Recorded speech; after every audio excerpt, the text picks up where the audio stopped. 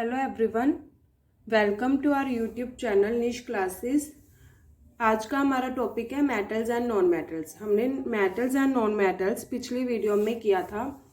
हमने उसमें metals, non metals और मेटलॉइड्स के बारे में पढ़ा था, मेटल्स के रिएक्शंस के बारे में, केमिकल रिएक्शंस के बारे में पढ़ा था और हमने आयनिक कंपाउंड्स के बारे में भी पढ़ लिया था।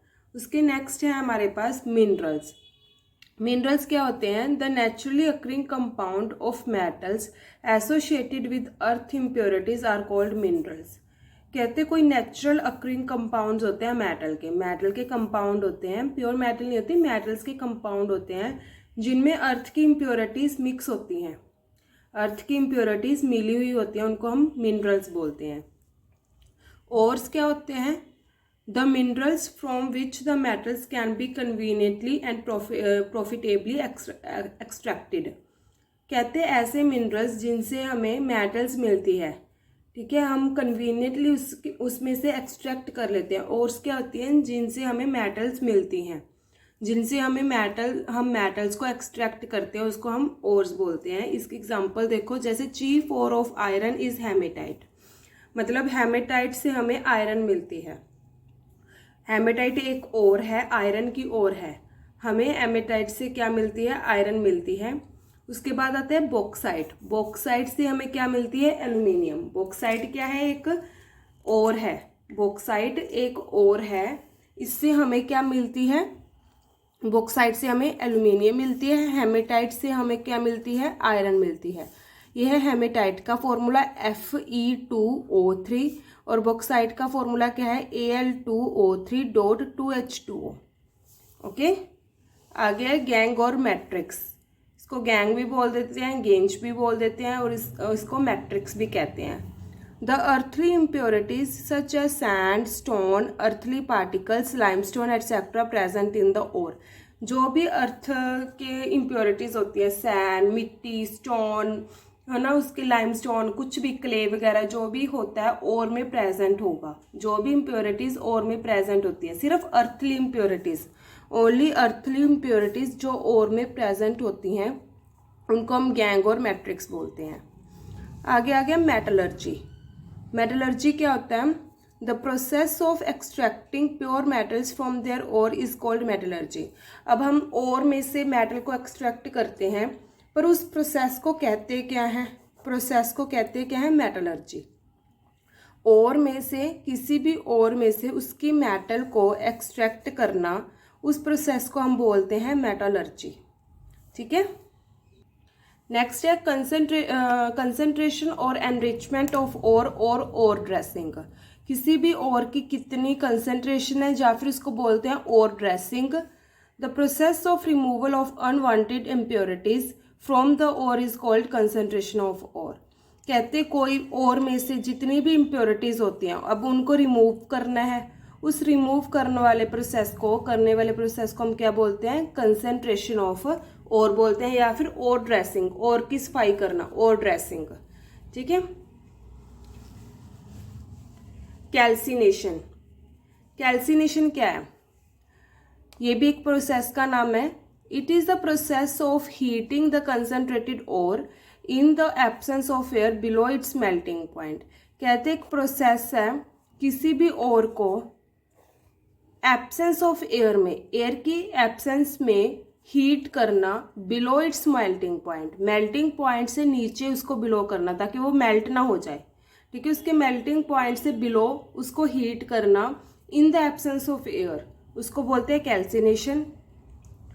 या फिर द कार्बोनेट ओर, ये स्पेशल कार्बोनेट ओर्स होती हैं जिनसे हमें क्या मिलती है? मेटल मिलती है, और इनको हम हीट करते हैं एब्सेंस ऑफ एयर या फिर एक लिमिटेड एयर में। ठीक है, इसको हीट किया जाता है लिमिटेड एयर, मतलब कि प्रॉपर फिक्स सप्लाई होगी एयर की, उससे ज़्यादा एयर नहीं सप्लाई की जाएगी, जा तो एब्सेंट ऑफ एयर होगी, जा फिक्स एयर होगी, लिमिटेड एयर में उसको हीट किया जाएगा। और इसमें किसको हीट किया जाता है? कार्बोनेट की ओर को, और इस प्रोसेस को बोलते हैं कैल्सिनेशन। बस आप याद रखना कि कार्बोनेट की ओर को जब हीट किया जाता है और उससे हमें मेटल मिलती है, तो उस प्रोसेस को कैल्सिनेशन बोलते हैं। आगे रोस्टिंग। रोस्टिंग क्या होता है? Process of heating the ore strongly in the presence of excess air. ज़्यादा एयर में हीट करना, below its melting point same है, उसको भी हीट करना है but in the absence of air, और रोस्टिंग में क्या करना है, in the presence of air. ठीक है, और ये होती हैं सल्फाइड्स की ओर, सल्फाइड्स की ओर होती हैं, और इनको हम इन the presence of air heat करते हैं और इसको बोलते हैं रोस्टिंग। हमने अभी मेटलर्जी की थी। मेटलर्जी क्या थी, किस प्रोसेस को बोलते थे, ओर में से मेटल को एक्सट्रैक्ट करने वाले प्रोसेस को मेटलर्जी बोलते थे। अब है एक electrometallurgy. It is the process of extraction of metals by electrolysis process. है तो ये भी सेम प्रोसेस, ओर में से मेटल को एक्सट्रैक्ट करना, but by electrolysis process. Electrolysis process कौन सा होता है, जो बाय इलेक्ट्रिसिटी होता है। ठीक है, बाय इलेक्ट्रिसिटी हम ओर में से मेटल को एक्सट्रैक्ट करते हैं, इसीलिए इसको इलेक्ट्रोमेटलर्जी बोला जाता है। ओके, आगे refining, the process of purifying the crude metal. Crude metal को प्योरीफाई करना। अब मेटल तो एक्सट्रैक्ट हो गया, अब उसको प्योरीफाई भी तो करना है। उस प्योरीफाई करने वाले प्रोसेस को हम क्या बोलते हैं, रिफाइनिंग बोलते हैं। आगे है अलॉय। अलॉय क्या होती है, अलॉय मिक्सचर होता है। जो अलॉय होते हैं ये मिक्सचर होता है। किन का मिक्सचर होता है, अ होमोजीनियस मिक्सचर ऑफ 2 और मोर मेटल्स। या तो 2 या 2 से ज़्यादा मेटल्स का मिक्सचर होगा, या फिर मेटल और नॉन मेटल का, मतलब कि एटलीस्ट 1 मेटल तो होनी चाहिए अलॉय में। ठीक है, एटलीस्ट 1 मेटल तो कंपल्सरी है अलॉय में। क्या है, होमोजीनियस मिक्सचर ऑफ 2 और मोर मेटल्स। 2 या 2 से ज़्यादा मेटल्स का मिक्सचर, या फिर मेटल एंड नॉन मेटल के मिक्सचर को हम अलॉय बोलते हैं। ये इंपॉर्टेंट है टॉपिक, जो जितना हमने आज किया है उसमें सबसे ज़्यादा इंपॉर्टेंट टॉपिक अलॉय है। ठीक है, आगे कुछ अलॉयज बता रही हूँ मैं, जैसे स्टील। स्टील क्या है, it is an alloy of iron. Steel alloy of iron है, मतलब कि आयरन से बनती है। जो स्टील हम यूज़ करते हैं घरों में, स्टील के यूटेंसिल्स यूज़ करते हैं, वो सारी की सारी स्टील मोस्टली आयरन से ही बनती है। And carbon, it is much more hard. ये मेनली आयरन और कार्बन से बनती है जो स्टील होती है। It is much more hard, tough and strong. Hard होती है बहुत ज़्यादा, टफ होती है और स्ट्रॉन्ग होती है। It is use for construction of ships, bridges and vehicles. जो ये वाली स्टील होती है ये क्या यूज़ करने के लिए क्या बनाने के लिए यूज़ की जाती है, शिप्स वगैरह, ब्रिज वगैरह, व्हीकल्स। मतलब बहुत ज़्यादा हार्ड होती है, इसीलिए इससे ये वाली चीज़ें बनाई जाती है। शिप्स को भी हार्ड स्टील की ज़रूरत है, ब्रिज को भी, ठीक है, एंड व्हीकल्स को भी। ये सभी इस वाली प्योर स्टील से बनती है। प्योर स्टील किसकी बनी होती है, आयरन और कार्बन की। आगे इंपॉर्टेंट है ये अमलगम। अमलगम वर्ड आ जाए तो बस ये तो मरकरी का ही क्या है, मरकरी का अलॉय है। ठीक है, special class of alloys in which there is mixture metal and mercury. कोई भी मेटल हो बट एक मरकरी साथ होनी चाहिए। मेटल कोई भी हो और उसमें क्या होनी चाहिए, मरकरी। मेटल और मरकरी का मिक्सचर होता है अमलगम। मतलब कि एक तरह से हम कह सकते हैं कि जो अमलगम है वो मरकरी का अलॉय है। ठीक है, सो पूछ सकते हैं कि मरकरी के अलॉय को क्या कहते हैं, अमलगम। या फिर अमलगम किसका अलॉय है, मरकरी का।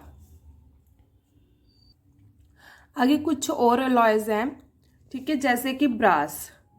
ब्रास किस किस का मिक्सचर है, कॉपर का और जिंक का। इसमें कॉपर 60 to 80% होती है और जिंक 40 to 20% होती है। ठीक है, और इसकी प्रॉपर्टीज़ क्या होती हैं, लस्ट्रस होती है, मेलेबल होती है, डक्टाइल होती है। देन कॉपर, और यूज़ का होता है मेकिंग यूटेंसिल्स, बर्तन बनाने के लिए, electric switches, shells of ammunition, rounds etcetera. मतलब कि मेनली यूटेंसिल्स बनते हैं ब्रास के और स्विचेस वगैरह बनती हैं। ठीक है, आपको मेन याद क्या रखना है कि ब्रास किस किस चीज़ का कंपोजिशन है, कॉपर और जिंक का। आगे गन मेटल। गन मेटल किसका मिक्सचर है, कॉपर का, स्ट्रोंशियम का, जिंक का और लेड का। ठीक है, ये भी बहुत ज़्यादा हार्ड होती है और गिव्स अ गुड कास्ट। इससे क्या बनते हैं, बैरल्स ऑफ गन्स, गन्स के बैरल्स वगैरह बनते हैं, गियर्स, बेयरिंग एटसेट्रा बनते हैं, ऐसा कुछ बनता है। ब्रोंज, ब्रोंज इंपॉर्टेंट है। ये किस किस चीज़ का मिक्सचर है, कॉपर का, जिंक का और स्ट्रोंशियम का। हार्ड होती है, ब्रिटल होती है, टेक्स वेरी पॉलिश। मतलब कि ब्रिटल होती है कि अगर इसको ज़्यादा प्रेशराइज करेंगे तो ये टूट जाएगी। ठीक है, और इसको पॉलिश की, हाई पॉलिश की ज़रूरत होती है।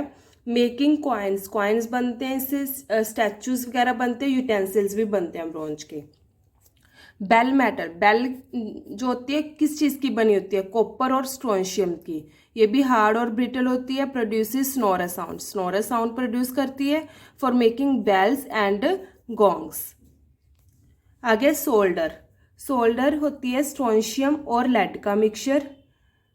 जर्मन सिल्वर, जर्मन सिल्वर किस चीज़ का मिक्सचर है, कॉपर का, जिंक का और निकल का। मैग्नीशियम, मैग्नीशियम मिक्सचर है एल्यूमिनियम और मैग्नीशियम का। एल्यूमिनियम 95% और मैग्नीशियम जस्ट 5%। इनमें से इम्पोर्टेंट एक तो है आपका ब्रास और दूसरा है ब्रोंज। ये दोनों मोस्ट इम्पोर्टेंट है। ब्रास बनती है कॉपर और जिंक से, ब्रोंज बनती है कॉपर, जिंक और स्ट्रोंशियम से। ऐसे एक कुछ और है, ड्यूरेलुमिन, एल्यूमिनियम, कॉपर और मैग्नीज से बनी है और मैग्नीशियम भी होती है इसमें। ड्यूरालुमिन में एल्यूमिनियम, कॉपर, मैग्नीज और मैग्नीशियम होती है।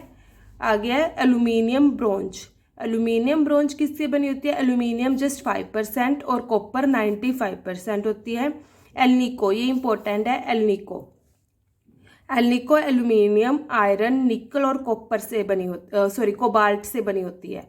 एल्यूमिनियम होता है 20%, आयरन होता है 50%, निकल होता है 20% और कोबाल्ट होता है 10%। इससे क्या प्रॉपर्टीज है इसकी, लाइट होती है, हल्की होती है, ये शाइनिंग होती है और रेजिस्टेंस टू क्रोजन, मतलब कि इसको जर नहीं लगती, ठीक है। और इससे बनता क्या है, फॉर मेकिंग पावरफुल मैग्नेट्स, ज़्यादा स्ट्रॉन्ग मैग्नेट बनाने के लिए यूज़ की जाती है एल्निको।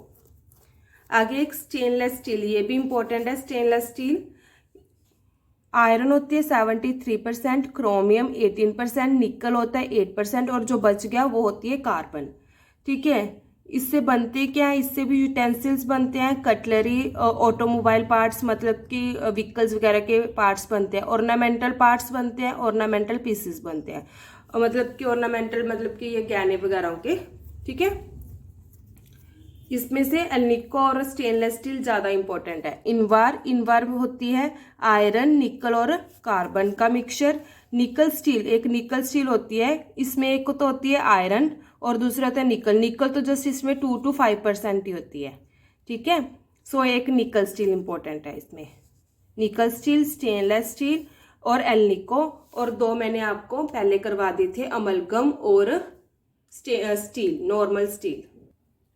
आगे एक रिएक्टिविटी सीरीज है, ये भी आपको याद रखनी पड़ेंगे। और रिलेटेड मेटलर्जी, मतलब कि किस प्रोसेस से उस मेटल को और में से एक्सट्रैक्ट किया जाता है, और इसकी रिएक्टिविटी सीरीज, ये दोनों चीज़ें एक ही सीरीज में बताई हुई है। रिएक्टिविटी सीरीज जैसे जैसे हम नीचे को जाएंगे उसकी रिएक्टिविटी डिक्रीज होती जाएगी, डिक्रीज होती जाएगी। जैसे जैसे हम नीचे को जाएंगे इसकी रिएक्टिविटी डिक्रीज होगी। सबसे हाई रिएक्टिविटी किस मेटल की है, पोटाशियम की और सोडियम की, दोनों की इक्वल होती है, ठीक है। उसके बाद आता है calcium, magnesium, aluminium, zinc, iron, lead, copper और एक है गोल्ड और सिल्वर।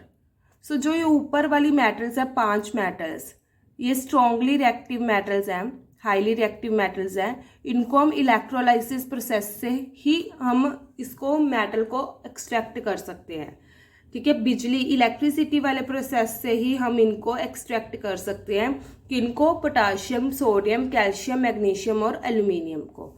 और जो बची ये मॉडरेट होती है, मीडियम होती हैं, ठीक है, इनकी रिएक्टिविटी मीडियम होती है। जिंक, आयरन, लेड और कॉपर, इनको रिडक्शन यूजिंग कार्बन, कार्बन का यूज करके ही हम इनको मेटल को एक्सट्रैक्ट कर सकते हैं ओर में से, ठीक है। उसके बाद है सिल्वर और गोल्ड। सबसे लीस्ट रिएक्टिव गोल्ड है। गोल्ड किसी के साथ भी रिएक्ट नहीं करता, बड़ी मुश्किल से ही रिएक्ट करता है, एक दो से, जैसे कि एक्वारीजिया से, ठीक है। ये लीस्ट रिएक्टिव है, तभी हम गोल्ड के गहने पहनते हैं, ज्वेलरी मोस्टली गोल्ड की बनी होती है, ठीक है। Found in native state, native state का मतलब क्या है कि ये एज इट ही मिलती है, प्योर फॉर्म में ही मिलती है नेटिव स्टेट, ठीक है। और एक होती है प्लैटिनम, वो भी नेटिव स्टेट में ही मिलती है हमें। प्लैटिनम भी सुना होगा आपने, वो हमें नेटिव स्टेट में ही मिलती है। सो हमारे टॉपिक कंप्लीट हो गए। नेक्स्ट हमारे कुछ क्वेश्चन है इसी टॉपिक से जो हमने पढ़ा है, मेटल्स एंड नॉन मेटल से रिलेटेड।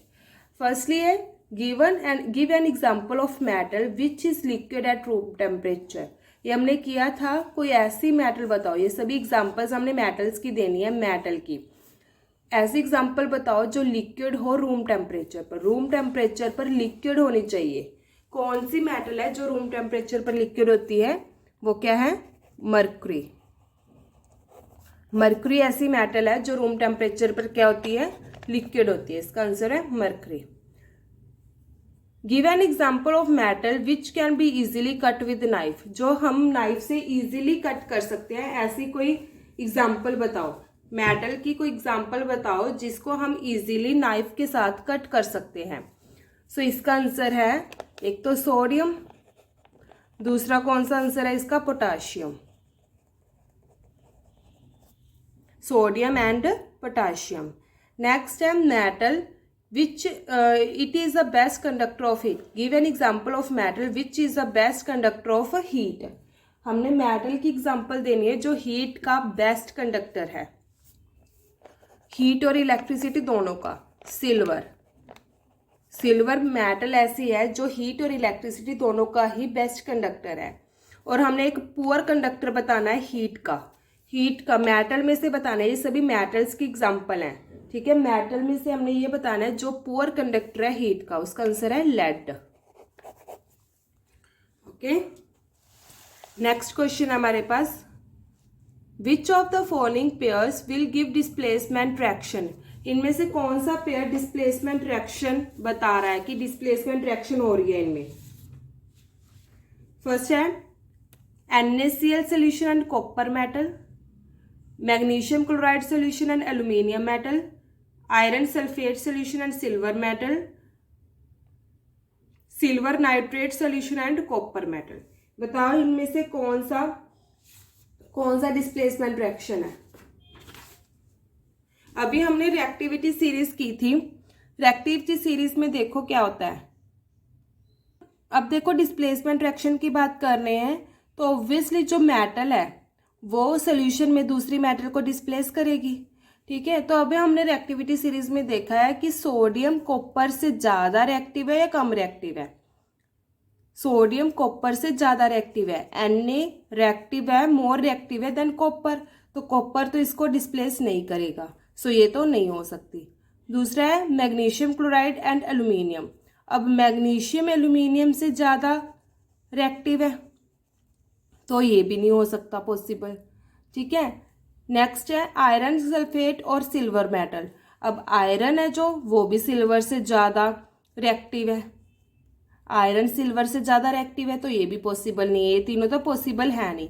बचा D option, silver nitrate solution and copper metal. यहाँ पर कॉपर सिल्वर से ज्यादा रिएक्टिव है, कॉपर सिल्वर से ज्यादा रिएक्टिव है, तो कॉपर सिल्वर को डिस्प्लेस कर देगा, कॉपर सिल्वर की पोजीशन पर आ जाएगा। सो यहाँ पर क्या होगा? डिस्प्लेसमेंट रिएक्शन पॉसिबल है। सो इसका आंसर है डी ऑप्शन। आगे which metal is suitable for preventing and which method is suitable for preventing an iron frying pan from rusting। Iron को रस्टिंग होने से कौन सा मेथड बचाने के लिए कौन सा मेथड सबसे ज्यादा सुटेबल है? अप्लाइंग ग्रीस लगा दो, मतलब ऑयल वगैरह लगा के रखो। अप्लाइंग पेंट्स कर दो। Applying a coating of zinc, और या फिर सारे। वैसे तो ये सारे अगर हम करें तो सारे ही प्रिवेंट करते हैं रस्टिंग से, बट इन्होंने सुटेबल मेथड पैन का कहा है, स्पेशली पैन का, तो इसको ये वाला सी ऑप्शन आएगा। Applying a coating of zinc की कोटिंग कर दें तो जो हमारे होते हैं लोहे के यूटेंसिल्स होते हैं उनको जर नहीं लगेगी, ठीक है। नेक्स्ट क्वेश्चन देखो, food cans are coated with tin and not with zinc. जो फूड कैंस होते हैं, कैंस तो आपको पता है ना, स्टोर करके रखते हैं जो कैंस होते हैं, है ना, वो कहते हैं कोटेड विद टीन, उनको टिन के साथ कोट किया जाता है, जिंक के साथ क्यों नहीं किया जाता? Zinc is costlier than tin, ये तो नहीं हो सकता। Zinc has higher melting point than tin, नहीं। Zinc is more active than tin, zinc is less active than tin, यहाँ पर आएगा zinc is more reactive than tin, क्योंकि अगर ज़्यादा रिएक्टिव है तो वो रिएक्ट कर जाएगा और ख़राब हो जाएगा जो कैन है।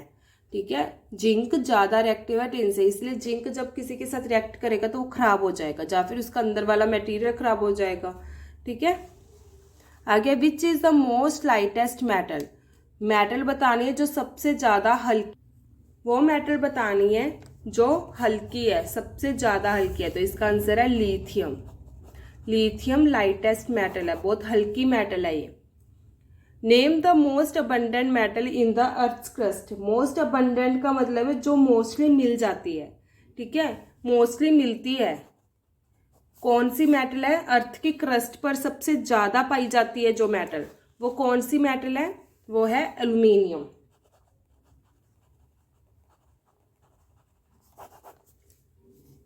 आगे एक पॉइंट रह गया था गिल्वेनाइजेशन।